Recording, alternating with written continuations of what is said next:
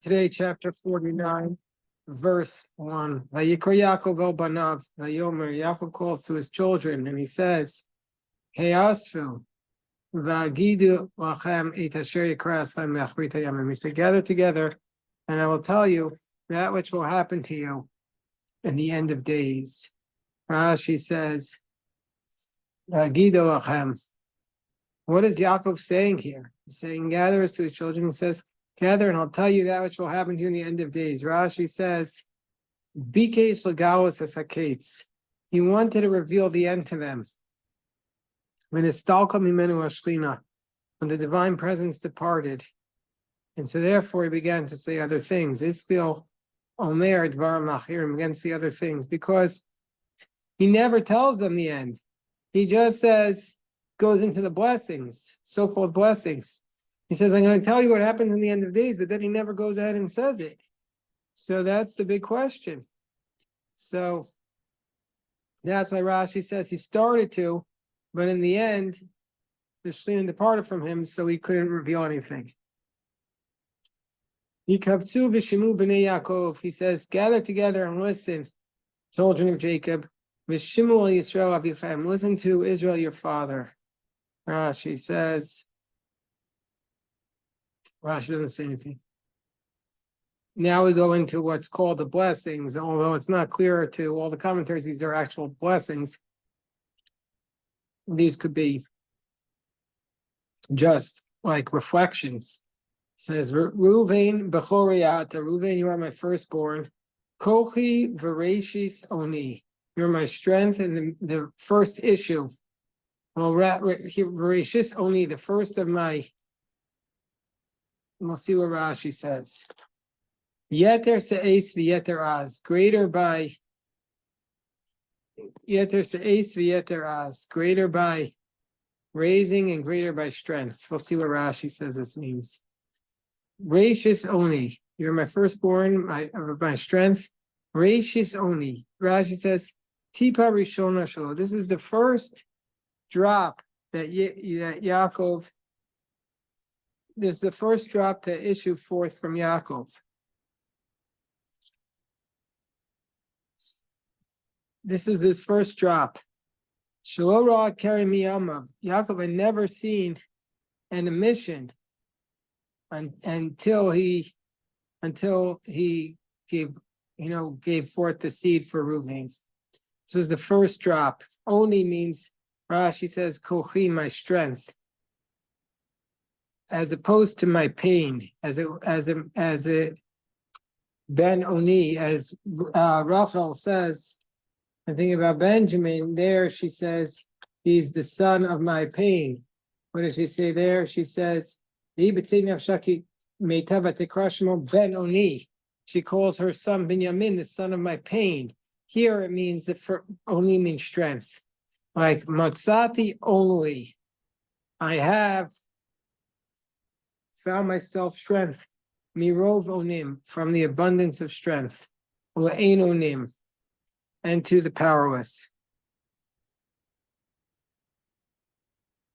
So, Yeter Se'es, greater, Se'es means to lift up, meaning to say, Ra'oya Yita, you are fit to be greater than your brothers, Bikuhuna. You, Reuven, were born to be the Kohen. Word Se'es is like the expression of the Birkat Kohanim, Nisiut Kapayim. And yet they're O's and greater by might, by Malchut, by kingship. As it states, Vayitin Oz Malchut. So you are worthy to be the Kohen and the king. What caused you to lose all this? What caused you to lose all this? Rashi says that's the next verse. Pachas Kamayim, that you're unstable like water. Al Totar, do not increase. Ki alisa mishkevei avicha. You're unstable by water.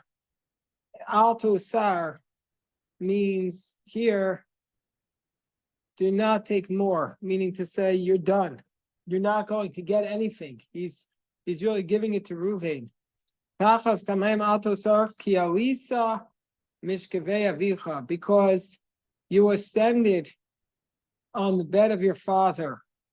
when this is a reference to the literal text, is when he slept with Bilhah, his father's concubine, or whatever, the maids that his father took as a wife. You desecrated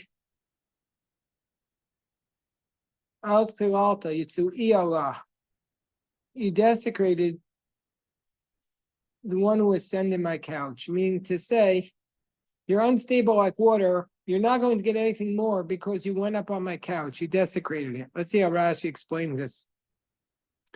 Rashi says, Pachas kamayim, apachas va'behela, the haste and the confusion, asher miharta, which you hurried to show your anger, kamayim halalu, like these waters, which hurry in their flow. You're like water which is rushing. Therefore, al totar, do not take more.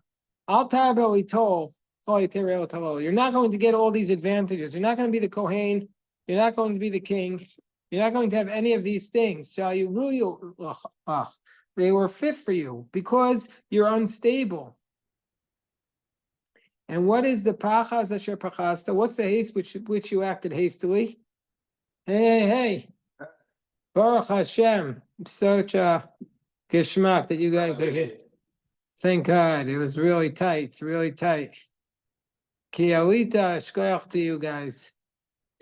Ki alita mishkavei avicha. We're chapter 49, verse 4. Ki alita mishkavei avicha asku alta. Because you ascended upon my couch. Ai shechina shayadarko yot oal yitzui. Rashi's saying actually that because you mounted on your father's bed, then you desecrated God, who was above my bed. That's how Rashi reads it. Because you went up and desecrated my bed, then you desecrated, because you went up on your father's bed, i.e., because Reuven slept with Yaakov's wife, well, that's the literal text, but therefore you desecrated God, who is above Yaakov's couch. So did he really sleep with his father's wife, or did he move the bed? Rashi says he moved the beds, but the Talmud says whoever says that Reuven didn't sin is making a mistake. So, yeah. Yutsui, Rashi says, Lashon Mishkav, something to lie upon. Al Shem Shemitzimoso, because he spread it out with felt covers.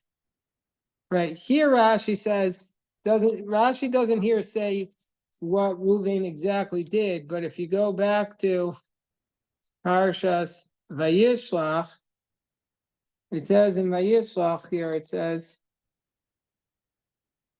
Vayishkav es Pilah Pilegesh Aviv. Reuven went, Vayich Reuven Vayishkav es Pilah Pilegesh Aviv. He went and he lay. Rashi says, what he did was, Bilbel Mishkavo, he moved the location of Yaakov's bed. So the pasuk says that he slept with his father's wife, or the father's concubine, but Rashi says he confused his bed. He moved his bed. So Rashi limits the harshness, but Yaakov seems to curse him. If you just moved around your father's bed, it wouldn't be such a severe curse. So, okay. We're up to verse 5. Rashi, Yaakov is speaking to his children at the end of his life. So far, he's spoken to Reuven, and it did not go well for Reuven. Now he speaks to Shimon and Levi, and it's not going to go well for them either, because what did they do? What was their sin? Oh, they killed Shechem. They killed Shechem.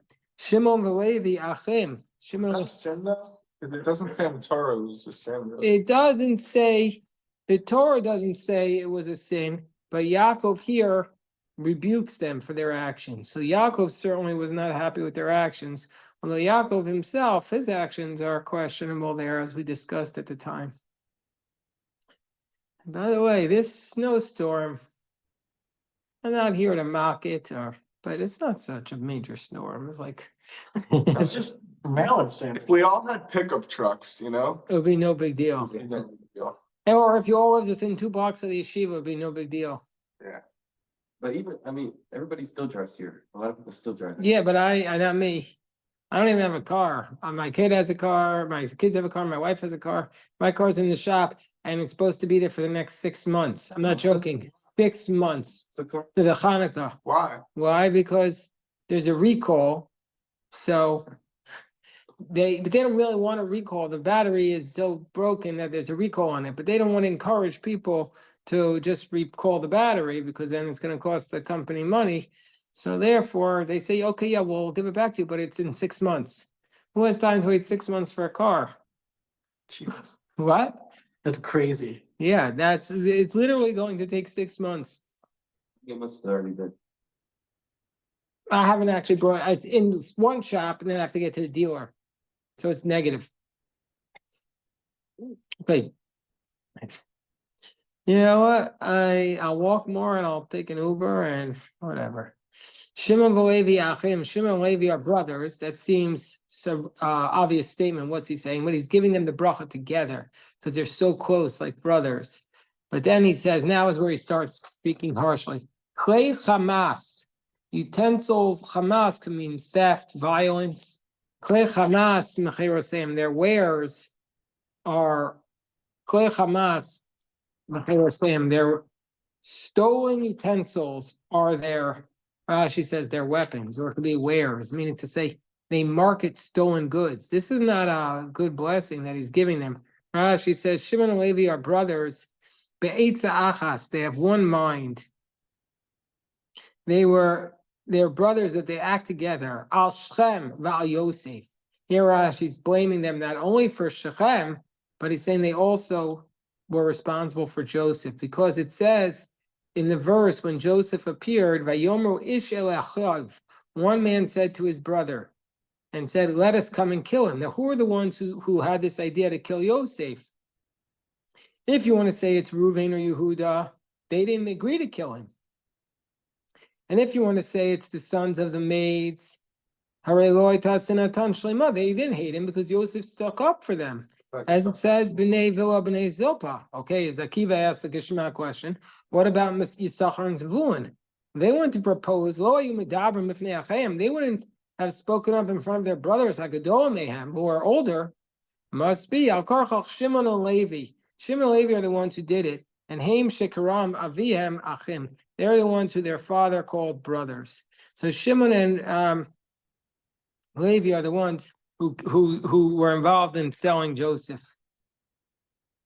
Yeah. Why is Levi then regarded as like one of the greater Shvatim, like Moshe Rabbeinu and Aaron HaKohen and all the Levium nowadays? That's the irony that Levi comes around. But Shimon is just like, he doesn't even get a portion of Eretz Yisrael. Like, what's the difference between? That's a very good point. That's an excellent question. I don't know what to tell you. It's a great question. I thought about that a lot. But Shimon becomes teachers. The Gemara says Shimon became, Rashi also says later on, Shimon became the teachers and the Malamdim. So what the commentaries say is that they were only a problem when they were together. I think Rashi is going to say that here even.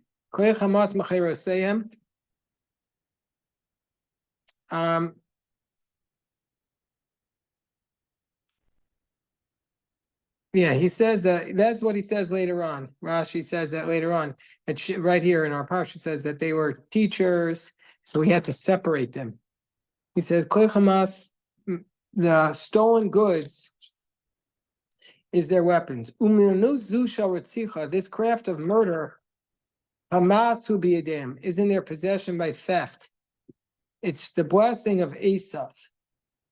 Mibirchas Esav hizu umano shalohi." Atem chamastem oto himenu. You stole this tool from Esav. Mecheros, so that's where you learned how to be a thief. Mecherosem, Rashi says it means their weapons. Lashon klei zayin, their arms. The sword in the Greek language is machir. Oh, so Rashi says this is a Greek word, mecheroteim. Interesting. Did anybody here study Greek? I studied it in college. I forgot it all. Alternatively, Mecheroteim, Be'eretz Megurotam, in the land of their sojourns. Nagu Atzman B'chlei Hamas. excuse me, they acted with tools of violence, like Mecherotayach u'Molodotayach. Mezeu Targum Shel Onkelos. This is the Targum of Onkelos.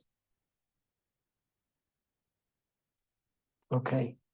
Next verse. Bisodam al tavo nafshi, in their council, don't bring me involved. Bikalam, in their gatherings, al techad kvodi, do not unite with my honor. Kiba palmar guish, uvertzonam ikrushor, in their anger, they killed a man, and in their wish, they ikrushor, they hamstrung an ox. What's this referring to? So Rashi is going to go through the different parts where Shimon and Levi caused problems in Jewish history. V'sodam al tavo nafshi, don't bring me into their council. This refers to Zimri, Zemaisa Zimri. Kishnitkabtu shivto shel Shimon lachrit haviyat mijanit. His name Moshe. When the tribe of Shimon gathered together at the end of Parashas Balak to bring the Midianite woman before Moshe, they said to him, Zu Asura, or Muteris. They said, is this Midianite woman permitted or prohibited? And if you're going to say she's prohibited, then how are you able to marry the daughter of Yitro, who's a Midianite? And Im Tomar, Ali Zakir Shmi B'Davar. So Yaakov says, don't bring me up. Don't CC me on that email. Zimri ben Salu Nasi Beitav was Shimoni. And that's why it says Zimri, the son of Saul, he was the prince of Shimon, but it doesn't say Ben Yaakov. And Bekalam, and in their gatherings, Kishiyakil Korach, when Korach gathers, and he's from the tribe of Levi, at Koaida, Amoshav al Aaron, Al Techak Fodi, don't mention me, my name also. And that's why it says Korach ben Yitzhar ben Kalas ben Levi, and doesn't say Ben Yaakov. But B'divrei Yamim Kishe Nityachsu b'nei Korach Duchan. But when the sons of Korach come on to give the blessing, it says Ben Korach ben Yitzhar ben Kas ben Levi ben Yisrael. So he says, don't mention my name when they're doing a sin. I don't want to be remembered in that context. Al techad kvodi. Rashi says, I don't know. We'll skip that Rashi. Kiba pamhar goish. In their anger, they killed a man. This Rashi says is a reference to Chamor and the people of Shem. They're all considered as nothing but a single man. And they are no match for Shimon and Levi. And so it says by Gidon, Nikita and Midian Ke'ish Echad, and also by Egypt, Susrachvar Ramavayam. Ubirtzonam Ikrushor, in their anger they killed an ox. Rashi says, Ratsu Akor Yosef. They wanted to eliminate Joseph. Shenikra Shor was called an ox. And it says, Bechor Sharo Hadarlo.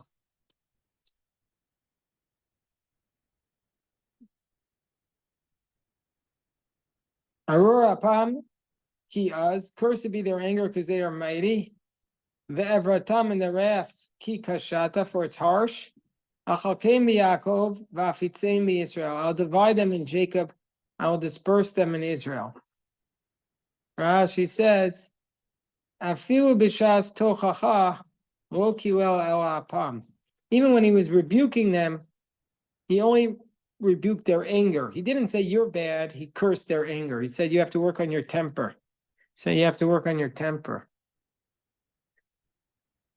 Achalkem Yaakov. This is what I was referring to before. He says, I will divide them up amongst Jacob. Afridem zemizeh, I'll separate them.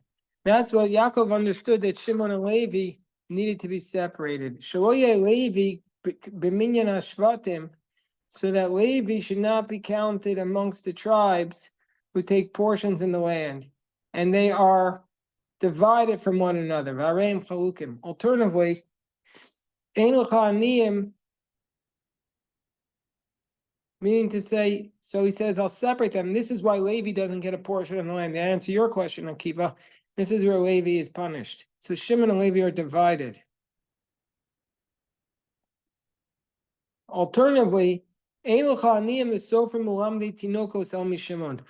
the scribes come from and the teachers of children? They come from Shimon, and the scribes are poor.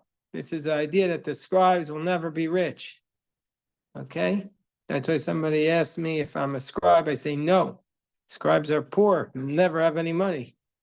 Why would you want to do that? I say I'm an amateur. That way maybe I could win the lottery. And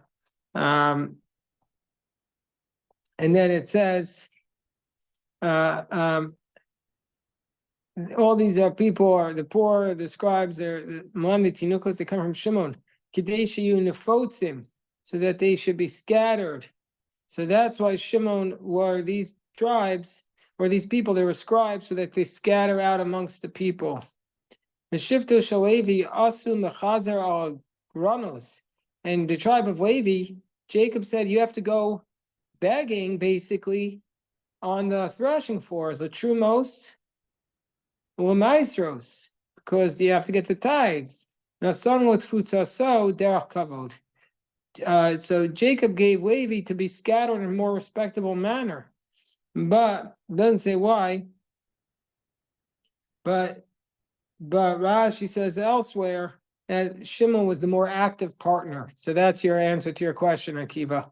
Shimon was more active in trying to kill Yosef. But Levi was also punished. That's why Levi has to go try. The Kohanim and the Levim have to go begging. They don't have their own property. They have to go begging for food. They have to go begging for food. So that's a little bit. It's a little bit of an issue. Live spread out from each other. They're also spread them out because when they're combined, they're a big problem. That's what he notices. That's what he notices. Well, Okay. didn't Yaakov tell Shimon to go deal with this situation? Or am I remembering wrong? With Dina? That he told Shimon to go. That's not in the text, but maybe it's a midrash, but it's not in the text. Okay. It's not in the text. It's not in the text of the Torah, but that doesn't mean it's not a midrash. I just don't recall it at this time. So, okay. Now we're up to the blessing for Judah. When he said B'charbi v'kashti to Yosef, it sounds like he did approve of it. Because Onkelos and Rashi say that it's with my prayer and with my request from Hashem. So he wouldn't have. Again, it has to be a midrash because the pshat. You're right. He objected to it, but I don't know. They're asking good. I don't know. I have to review everything and know everything better to answer your question. I don't know. It's a good question. But somebody asked me a question on Friday. So what do you think of this? Let's say it's snowing, and then you stick out your tongue to catch the snow. Do you have to say a blessing? Do you want to catch the snow in order to drink it? Somebody asked me that on Friday. So you stick out your tongue to catch the rain or the snow. Harold Fruchter Chaim Fruchter would say it would depend on what your intention was when you stuck out your tongue. Yeah, he'd be correct. He would be correct as usual. Now, if you're intending to drink it, then you need to say, very good, Deborah. Outstanding. And if your intent is to drink it, then you have to recite the blessing first. If your intent is not to drink it, but I don't know what your intent would be, just to you're not intending for it to go into your mouth. It just goes into your mouth. Well, but you're intending to. Are you intending to enjoy it? Yeah, if you're intending to enjoy it, then you have to make a blessing. If you're not intending to enjoy it, then no, you don't need to make the blessing. I had the same sort of question, like when you're cooking. Say you're cooking a new type of soup that you've never cooked before, and you need to taste it. Do you have to say a blessing on the little? You mean when you taste something? Yes. Yes. So very good. The blessing before you eat something is even on any amount, even a minuscule amount. But the blessing after you eat something, that you have to be satisfied. So there is specific amounts. But even if you taste something, you have to recite a blessing, I believe. Yeah, I think that's where we got to. But not if you're going to taste it 3 times. You only have to make a blessing. Well, in general, when you make a blessing, if you drink something and then you're gonna drink something else, you only have to make one blessing. I mean, you don't have to make the blessing every time you open your mouth to put food in. You come sit down at the table, you make the blessing. Right. And that's good as long as you have in mind there to be there. Okay, so now I apologize for those who joined late. They didn't get the memo that we start